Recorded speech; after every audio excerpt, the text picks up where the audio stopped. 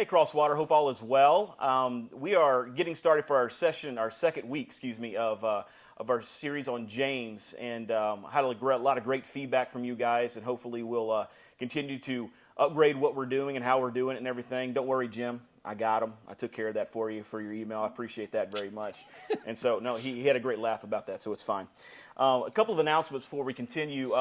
We have our chili cook-off going to be on Saturday the 27th, starting at 4 p.m. And we always talk about our community groups, how they're getting started and so on. Of course, that's what this is. But we also have a few ministry groups I want to highlight just briefly.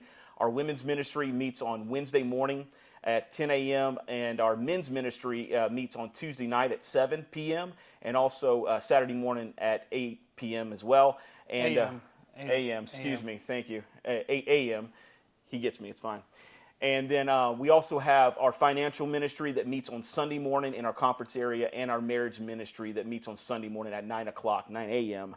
in the morning on Sunday. So please be a part of our ministry groups if you are able to do so. And once again, it's a way to connect with community, but also very specialized type of lessons in those items. So session number 1 of week 2, we are going to do a small little review of what we did last week. So we're going to be starting in verse 19, 20, 21. And Josh, if you don't mind, go ahead and start picking up at verse number 20. So as James is beginning this look into what it really means to be a practical follower of Jesus, I think in verse 20, really in 19, I'm going to back up just a bit because he gives us a strategy of being like Christ that involves removing things from our life that prevent us from that goal. And so in 19 he starts with, "Know this, my brothers, let everyone be quick to hear, slow to speak, and slow to anger."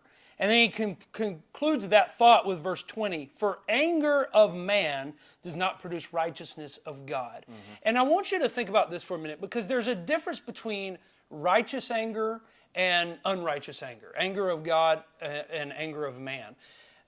Jesus obviously demonstrated righteous anger. When he went into the temple, he threw out the money changers.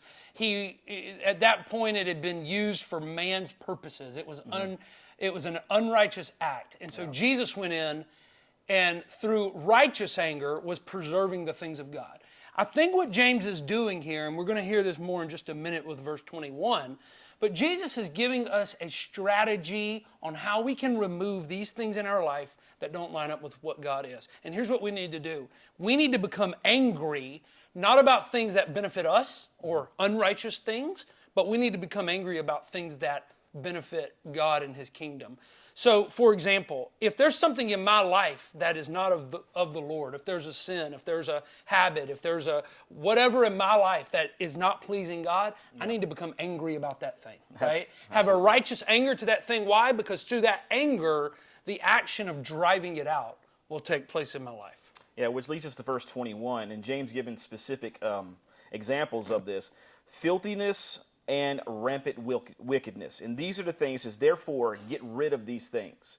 Be angry about these things. These things do not belong whatsoever. And then it moves on, and we talked about this a little bit last week, with the meekness of the implanted word. I think of meekness as someone walking around, kind of head down, shoulders down, kind of being quiet. But that's not the kind of meekness it's talking about. It's a quiet confidence of what God has placed in you.